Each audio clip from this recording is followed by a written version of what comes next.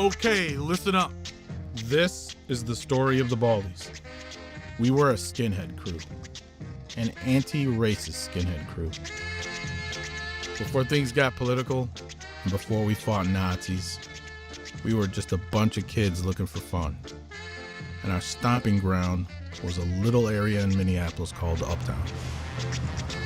So Uptown Minneapolis in the 1980s was a good place to people watch, and it was a good place to be seen. Everybody went there. That was one of the meccas. If you wanted to know what was going on, that was like our internet. There was just tons of people up there. I mean, I just remember all the lights. People going to the Rocky Horror Picture Show at midnight at the Uptown Theater. And then you had the kids, the alternative scene, the punk scene. I mean, I could relate to the punk stuff because for me, I was a poor kid.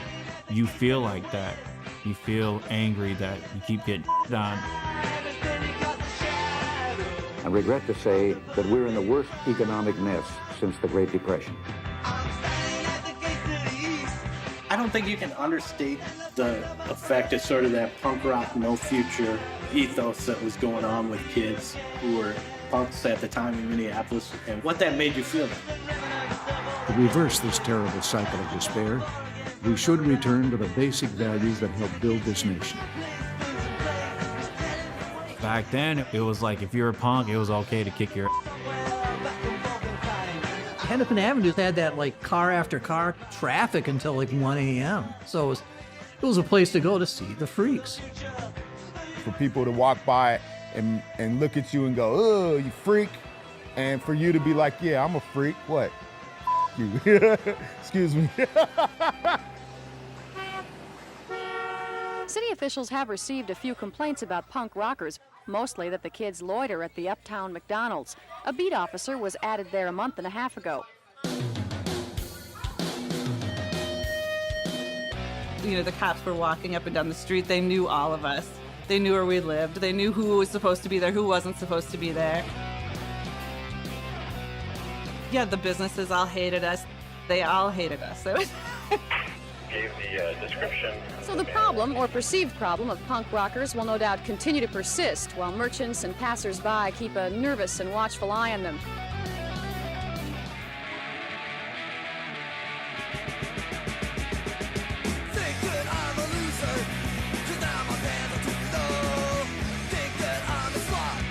Like, we couldn't go to bars, right? So we would get malt liquor a lot of times, just go down there and drink because that way the cops wouldn't see you on the street. And it was just a social space for young people. That's where we all grew up and learned a lot about everything, about being punk, about being a kid, about communicating with each other, the brotherhood, the teenage family or whatever was huge.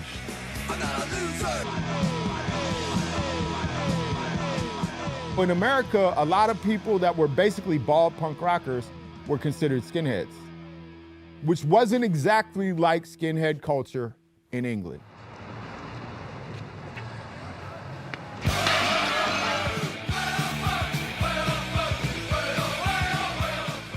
Skinheads were a militant working class subculture.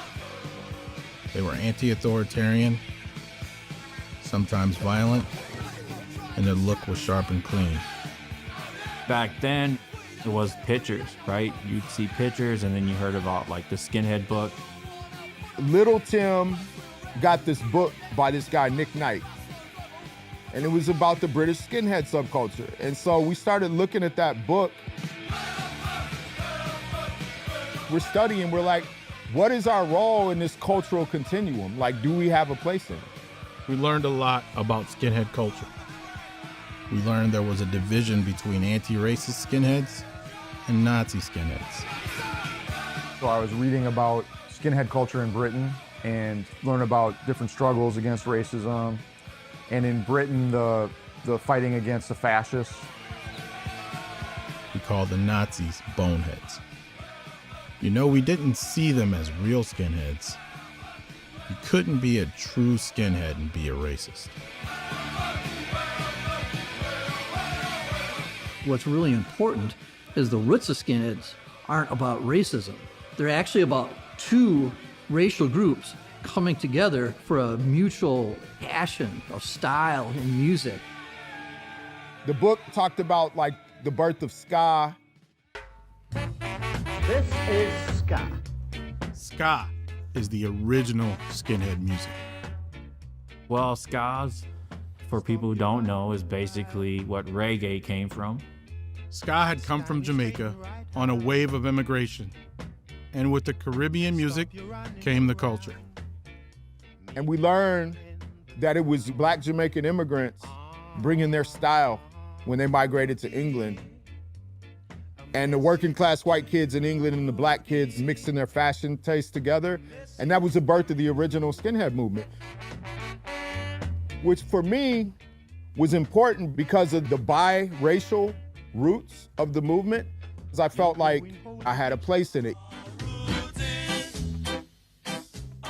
We sort of associated with that because in our own little way, we were a mix. You know, we were kids from the north side and the south side and kids that were also black and native and Asian and were interested in something that was rebellious and against the status quo, but also had a kind of life and a culture.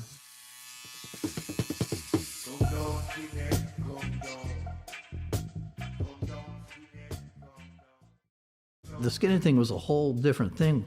It's like, instead of look at that freak, they're like, oh, look at that guy. He looks like he could hurt me. You would see one and you're like, nah, I'm not f***ing with that dude. He looks like he's ready to go. What appealed to me about skinhead was it was working class. I'm like, cool, I'm working class. There's my mom. She's at a waitress scene right there. The skinhead working class look included bomber jackets, Fred Perry's, braces, and the most iconic and expensive piece of gear, Doc Marten boots.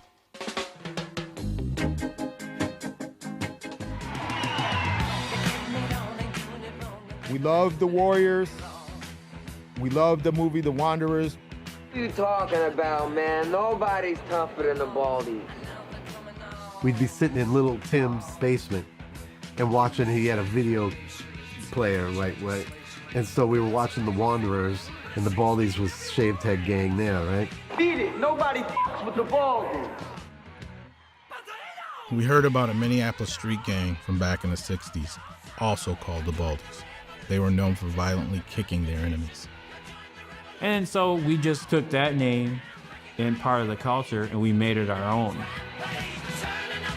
We didn't really have a lineage per se, but there was a 45 that a lot of us had called the Baldy Stomp, and we put it on every once in a while. I got a kick out of that.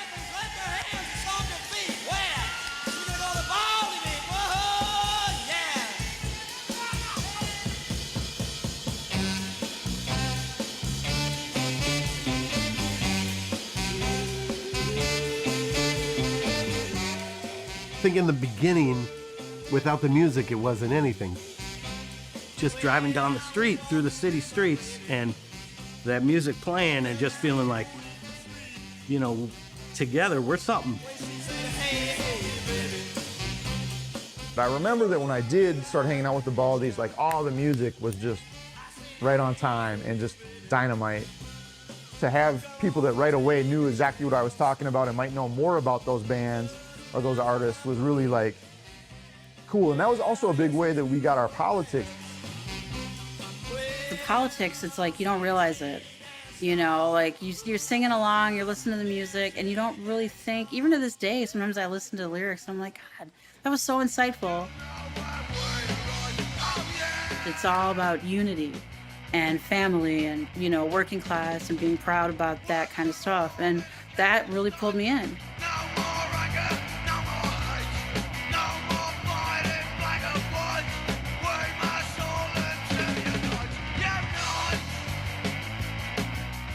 So in a lot of ways, the politicization of our scene came through bands' lyrics. This was working class music, and they called it Oi.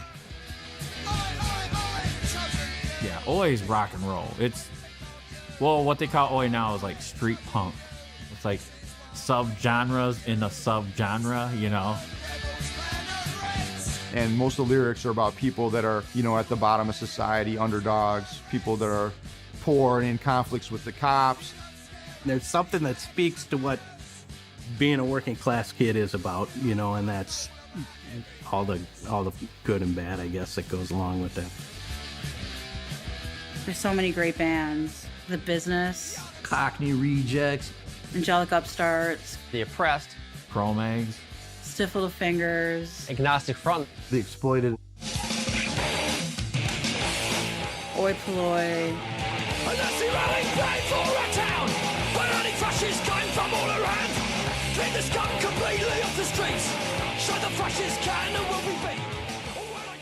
It was the music that helped us understand these things more clearly. It was the voice of the artist and the message in the music that helped us connect the dots and go, that's that thing I've been feeling. They're talking about it in this song.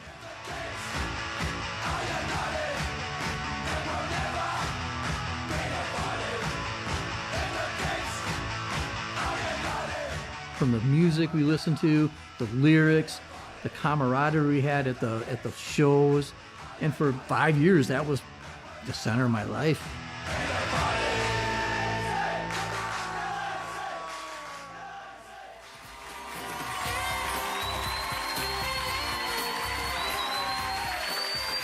As you know, if you watch us with any regularity, parents already have plenty to worry about. Now there's something different for parents to fear. Right around that time was when all the information started coming out about Nazi skinheads in the media. My guests today call themselves skinheads. They are truly hate-filled. They are self-described racists, white supremacists, Nazi lovers. Most of the people in the country that got familiar with what a skinhead was, got familiar with it through the media narrative, and they thought they were all Nazis. And here we are, we're like, we're not Nazis. But there's 11 different factions of skins. You have scooter skins, you have gay skins, communist skins, socialist skins.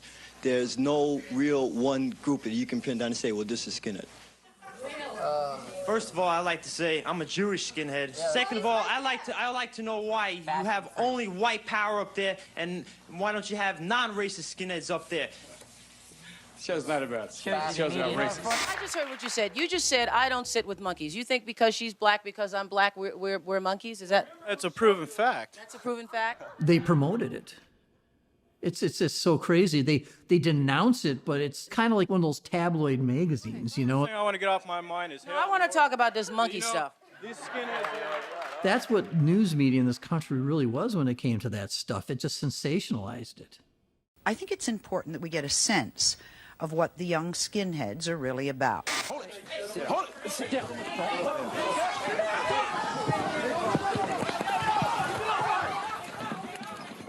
The national news media has been paying a lot of attention to the increased activity of the Nazi Party. The state of Minnesota has never been mentioned in those reports, but a substantial number of community leaders here have voiced varying degrees of concern about the presence of organized racist elements in our area. All of a sudden, someone had spray painted swastikas everywhere. And I was just like super pissed off. This is the 80s. Who's spray painting swastikas? And when the Nazis came, we all looked at each other. We're like, no, we're not going to stand for this.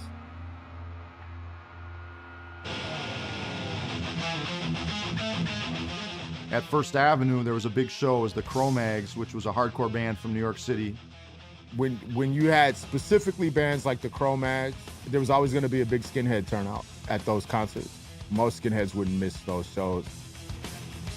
I believe it was at the Cro-Mag show where there'd be these guys and everyone's like, oh, they're racist, they're white supremacists. And I remember seeing Paul Hollis and thinking that dude is scary. Paul Hollis was pretty much a skinhead. I don't think anybody really knew much about like his politics or something. He was just a guy that was always around. And he was kind of a jerk, but so were a lot of other people. Story goes is he just went to LA, met some Nazis out there, and came back with a different ideology. And in our scene, Paul starts a group of kids and they're called the White Knights, and they're his neo-Nazi skinhead crew. And the Baldies and the White Knights were both there. And I remember that Paul Hollis had thrown down one of the Baldies in the pit, a little guy. And I remember Patty sticking his finger in Paul Hollis's eye and saying, "You're done, you're done." The memories are kind of hazy, but I remember a huge fight. And that was kind of the line being drawn that the Nazis weren't going to be tolerated anymore. We had a purpose now, being true to the roots of skinhead, which was in turn being true to our friends who were from many different walks of life. I am WOOO, and I'm still here again. It was, I think, a natural progression of like, if you're a skinhead and you don't want a cancer in the scene, then you got to get rid of them. Of all the people, Jay had a kind of vision for what the Baldies could be, and he had a method that I think was really smart and kind of ahead of its time. If we saw a White Knight walk through Uptown, you know, he'd go over to him and confront him and ask him, "Are you a White Knight?" And if he said yes, then Jay would say, "Okay, next time we see you, if you're still a White Knight, you're gonna get your ass beat." It's really simple, dude. Either you're white power or you're not, and that's what we used to say to them. It laid down the law about what was acceptable, but it also gave them a chance to think about their choices. And I think a lot of those cats hadn't necessarily thought through their choice.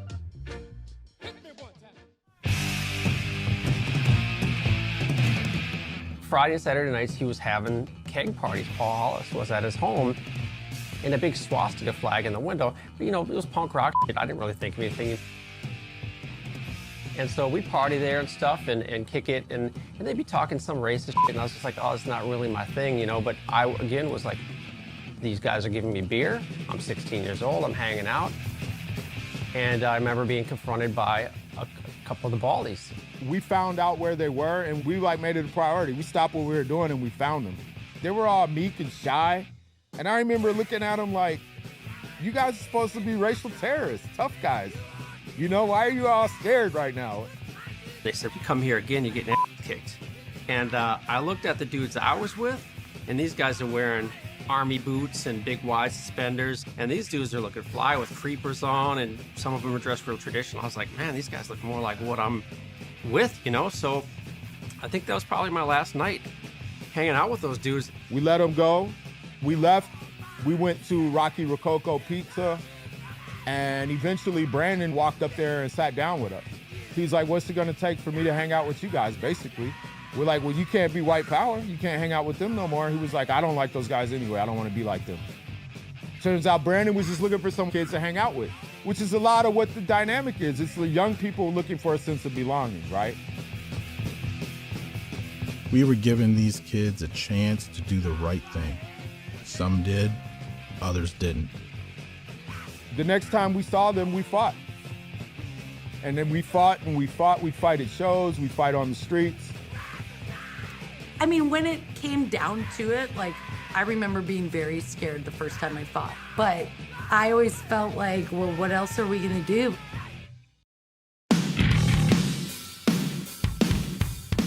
America's history tells us that that's sometimes what needs to happen with Nazis. We know that was a necessity. People are willing to do horrible things to other people. Most of us that were poor grew up in violence.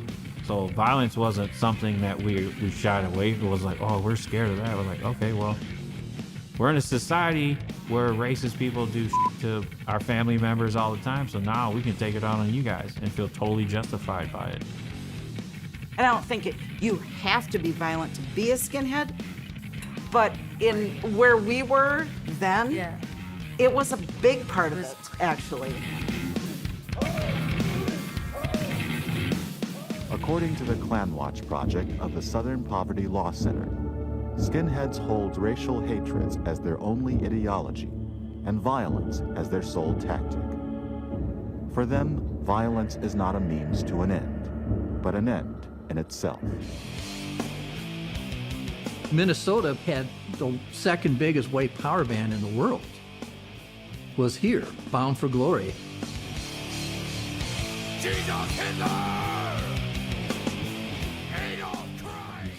Have you ever heard that stuff? It's really dumb. Like, it's horrible. It's really bad music. We disrupted some of their shows. You know, we tried to sabotage and undermine them. But they got really big. They were big in Europe. They were big all over the world. You know, they became like a linchpin of the white power music movement. Now we're getting into daily violence and the necessity to recruit. Because now recruitment and getting a bigger crew is a matter of survival.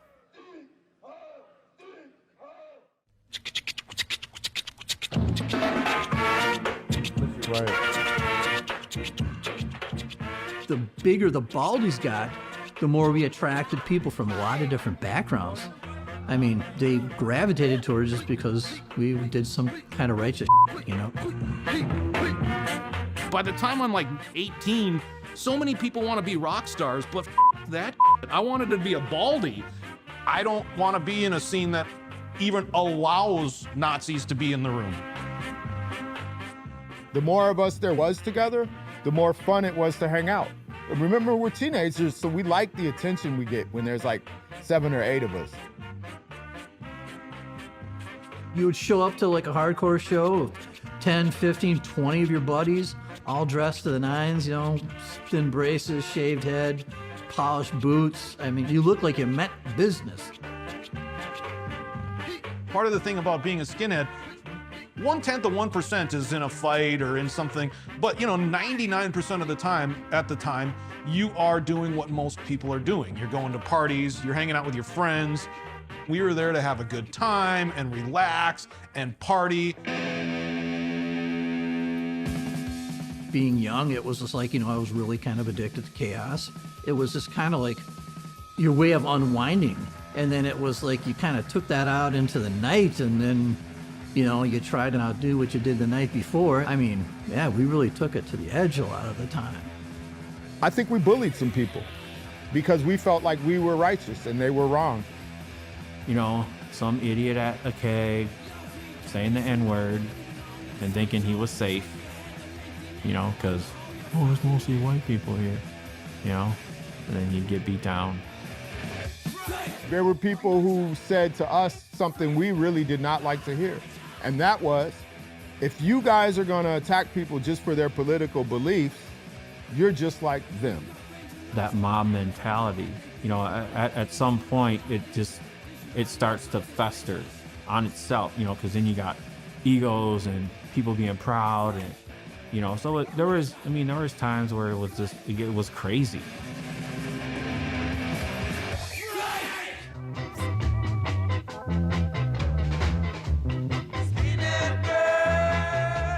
Some of the gals that hung out with us that are like the Baldies, they weren't having it. Like the sexualizing of women was just as valid as fighting racism.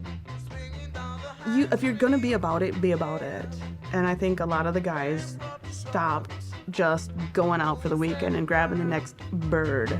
I think if they were called out on it, they would be like, oh yeah, for sure. But nobody jumped in the line of fire to be like, this is what we believe. It was more us women calling them out. It wasn't, that wasn't on their checklist of priorities, for sure. You can't say you're about this issue without bringing this one with you. You can't say you're anti-racist or you're about something and then just like shit on women. You can't do it. There was a lot of feminist consciousness that really influenced our behavior. Thinking about the Baldies that were women, young women at the time, you know, they were really critical of our patriarchy, our sexism. Some of the strongest women, you know, I met were here, kind of keeping the guys in check, not just standing there in the background. And I'm just going to say, you know, we weren't effectively integrating feminism or battling homophobia at the time, and those were real issues. the classism, like, yeah, we're all in class. Oh yeah, we're all one race. And it's like, oh yeah, women are people too. Oh yeah, queer rights are human rights. It was like an evolution.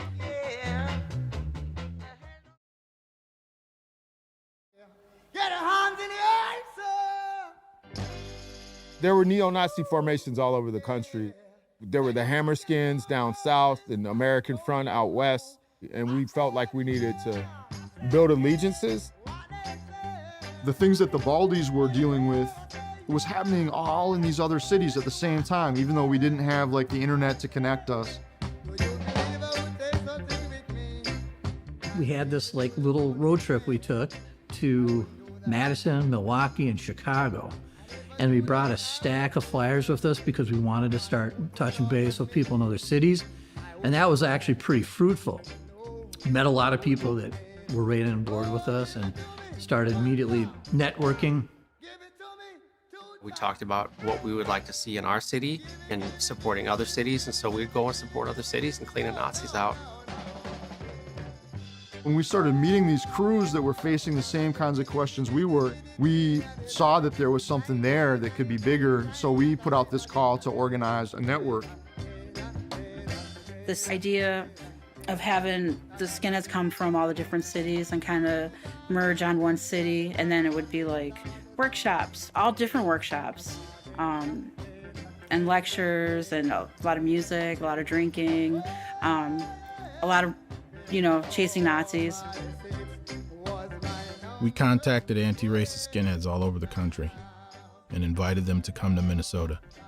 We held a summit in Uptown. It was Martin Luther King weekend. And we all crowded up in that conference room at the library. It's like over 100 of us.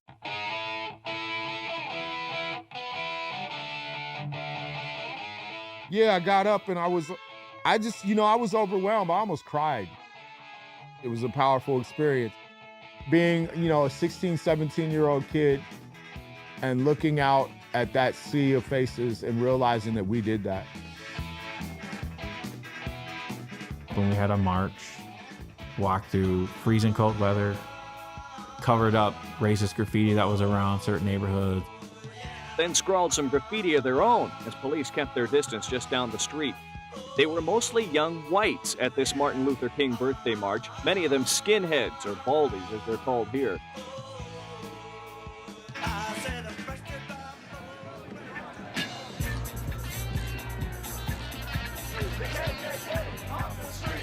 Racist groups have organized and, they have a complete network now, It's time for us to do something about it too. And so we had this idea of creating a federation of all of these different groups that were against the fascists, students and kids that were influenced by hip hop and graffiti. And it evolved from that early Baldies where we were disenfranchised kids, street kids. It evolved into this machine, this anti-racist action. Anti-Racist Action, or ARA, was an organization we started. It was always had a connection with anti-racist skinhead culture, but it became less anchored to that. We knew that there was so much that needed to be addressed, so much going on in the world that's not right. Then you realize, it's not just these Nazis from St. Paul, it's the system of government and the police system, and there's all these other things that if we're going to really fight fascism, you got to go and fight it all. They want to start disrupting the establishment. And so I'm all for it. I don't exactly even know what that means right then, but it definitely sounds exciting. So now, whenever the Nazis came into our city, we had a coalition to confront them. White women, white guilt. These are the lovers of free speech. We came here not wanting trouble or violence. But violence is all they got. Some threw rocks, others spit at them. They all shouted down the Nazi message.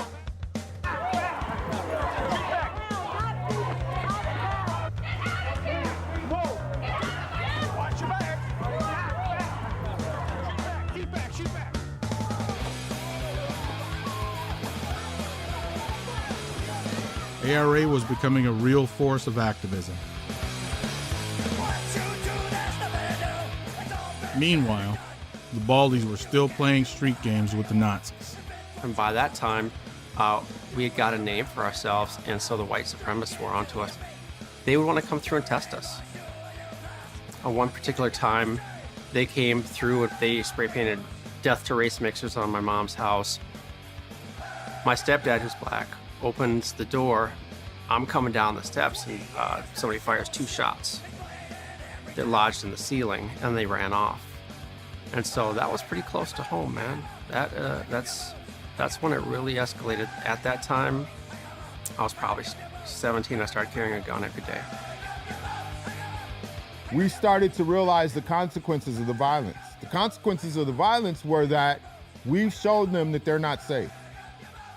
They're willing to retaliate. Now we're not safe. No one's safe. The only safety was in numbers. We continued to travel to meet people interested in ARA and the Baldies. Kieran was really key in the networking. Kieran went on a tour as a member and representative of ARA, and a couple guys from the Baldies went with him, and they wound up establishing the first person-to-person contact with skinheads out in Portland.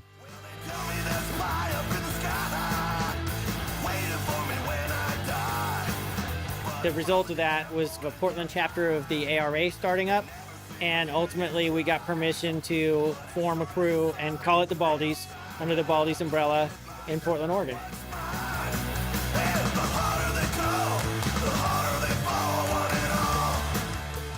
Portland's a unique place. In the Northwest, it was originally created as a whites-only state, so it's a very white state. The Oregon state constitution actually forbade non-whites from settling in Portland for years.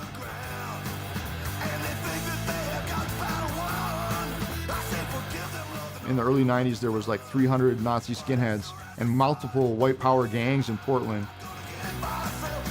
In the 80s specifically, we had War, we had Eastside White Pride, which were the guys that killed Mulgeta Sarah, which is really what set off our movement. Dead is 27-year-old Mulgeta Sarah. After Mulgeta Sarah got murdered, we all started pushing back, and we pushed back really hard.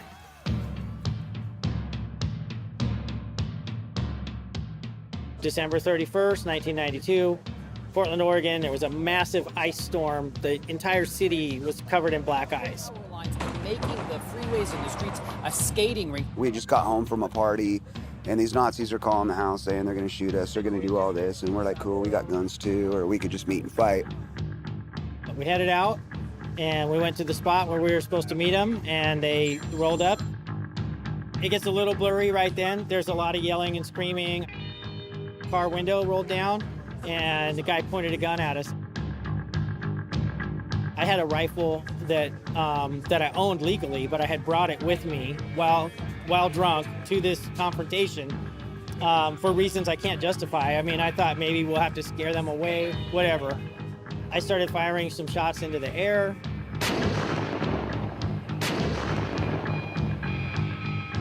I fired a few shots in their general direction.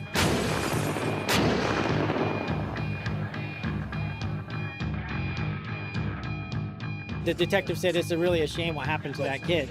And I was like, well, what happened to him? And he said, well, he died. And I just started crying, you know. I never wanted to take someone's life. And through sheer coincidence, the victim was from the Minnesota Nazi scene. So I didn't know who it was. Eric Banks was the lead singer of neo-Nazi band from the Twin Cities, Bound for Glory. I turned myself in and I made a complete confession.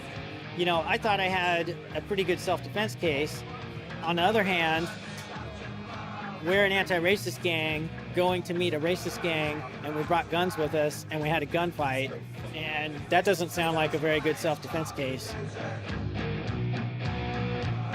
I had 5 years prison and then consecutively 5 years post-prison supervision. So. And I was really strangely optimistic that things were going to change and that this was kind of going to be the end of like this racism. I mean, sadly Sadly, it's not true at all. So there's these through lines that are part of white supremacist organizing and militancy that never disappear. They just change the way they look because it's part of their strategy. I think politically speaking, the Nazis were probably smarter than we were. They decided we're too visual, everybody can see us who we are, so let's start to blend in, let's start to figure out how to use computers to be a recruitment tool. And so what you see today is you see the results of their appeal to a more mainstream white audience. Like, obviously, that politic is now coming in a different form. So it's not coming through these sort of like youth subcultures anymore, but coming through this political apparatus that Trump has been associated with. You're not really surprised by the depth of the racism in this country and how like white supremacy is always protected. I mean, America is inherently racist. You know, there's no if, ands, or buts about it. It's just if you grow up here and you're not brown, then you benefit from white supremacy. Whether you like it or not, that's just the way it is. So like there's this adage that a lot of us black kids heard from our elders when we were young, and it is, you can be friends with those white kids, but one day they're gonna be white on you. And when you're a kid, you don't want to hear that because there's all this innocence around your social interactions and relationships. So when something bad happens, you're still like, okay, that was a bad incident. But because you have white friends that you're cool with, you don't go, all white people are or white supremacy is dominant. You still don't necessarily put that frame on it because you're a kid and you're having fun and you're enjoying life. You're not coming up against the structural elements that are systemic. I'm still seeing the things I saw when I was a kid. I just see them with more clarity and more consistency and more awareness.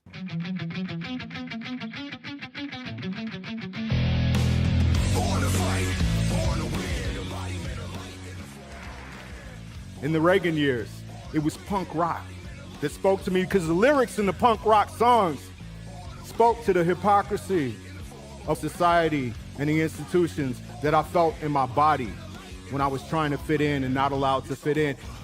And ever since then, I've been using MCing, spoken word, and poetry to engage my activism around the consciousness around those questions that I first started to ask as a young person. The veil is lifted, but you saw through it because you are gifted. You always knew it. Being in hip hop allowed me to establish myself not only as an artist, but as an activist and an educator. And that gave me opportunities to mentor, and that's how I met Micah Fletcher. This is Micah. And he was born to the storm of abnormal, a horrible excuse for a nuisance, but quite adorable. He's young, he's a skinhead, and he's dealt with white supremacists. I was involved in an incident on a train where this bonehead was picking on these two little black girls, right? I intervened. Long story short, I got stabbed in the throat, and I got politically engaged from that. The FBI looking into whether hate crime charges will be filed against an alleged white supremacist. Through that, I'd already been to some punk shows, and I knew that there were these politically engaged dudes that dressed real well and beat the out of the same kind of people that I didn't like now. And now I had like beef, you see what I'm saying? It's different now, because now it's personal, it's on my body, I have to wake up and look at it every morning. Skinhead revolt.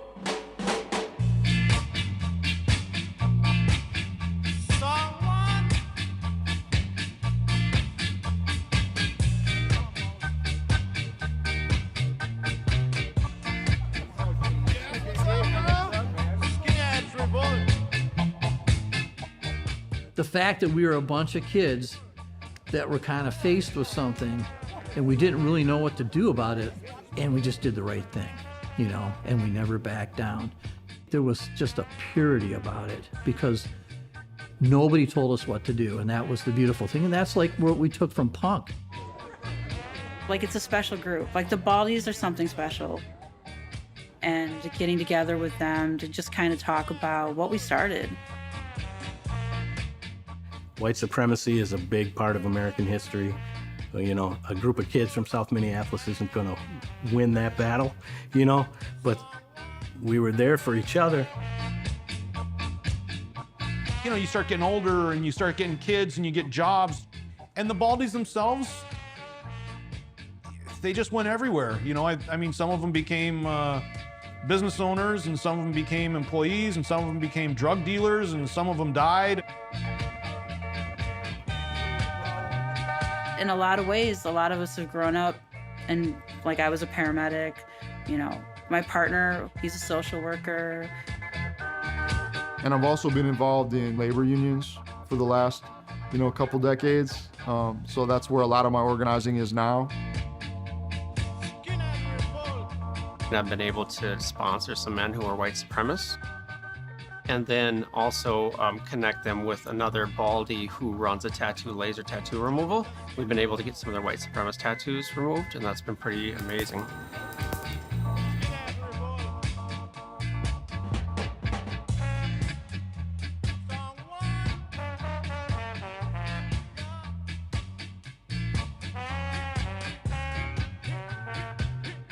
We have to find new ways to fight. I don't think beating everyone up is gonna solve it. I mean, we have to educate people. I'd like to beat everyone up, but it doesn't We're not going stop out fighting tonight, Lorraine. I'll just tell you that right now. It doesn't stop it. I mean, it's not gonna stop it. So it is educating people. 1, 2.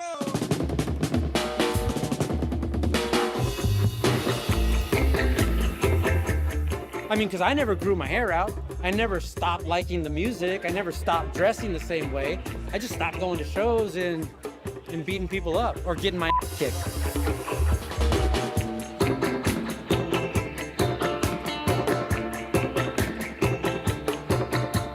I wouldn't want anybody to have to go through any of that stuff, because I think there's a lot of people who got like PTSD from that. Just like, if you talk to someone who is not from the city and you start telling them stuff, they think you're like a psycho killer. And you're like, well, that was the 80s.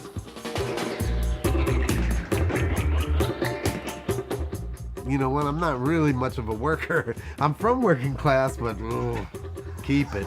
You know, I just want to have fun. I still do at 55, and I'm doing okay. Got a lovely wife for 15 years and a house in New York City, you know. Things are good. So sometimes punk rock works. Sometimes it works. Sometimes it doesn't.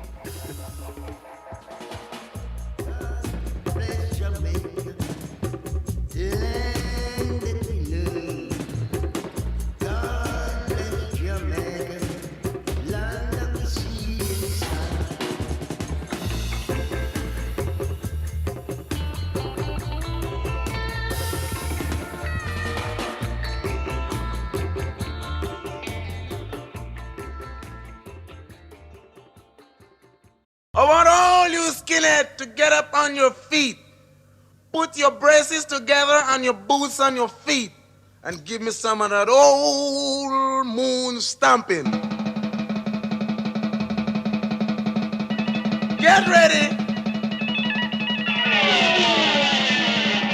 We got 3 million miles to reach on the moon. So let's start getting happy now. Ready? Yeah, yeah, yeah, yeah, yeah.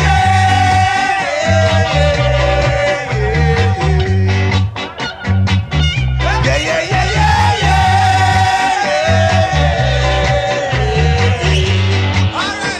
Now, before we reach on the moon, fellas, we gotta make sure that everything is spick and span.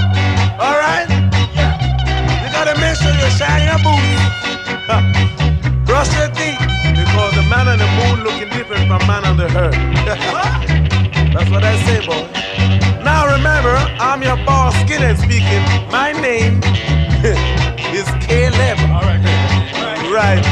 And remember, I'm the boss. You can see, look on my foot, or my feet, whatever you want to call it. You can see I've got the biggest boots. That's all right. Now, when I said sing, I want everybody to get in the groove and start singing because we're on the move. Ready? One time. Yeah, yeah, yeah, yeah, yeah.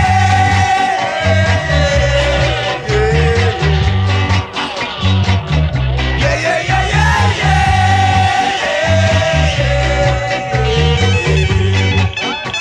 Now, I want all you fellas to get around me, and we're gonna start stomping. Ready? Here we go. One time.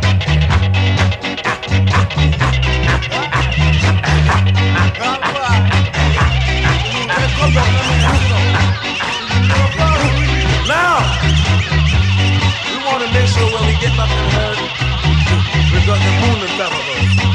Now, when we finish this, we ain't got no problem on the moon, so we gotta wait till we get back to the herd to have a drink. Okay? Yeah. All right. Now, we want to make sure that everybody's still in the groove when we get back. So let's start singing one more time.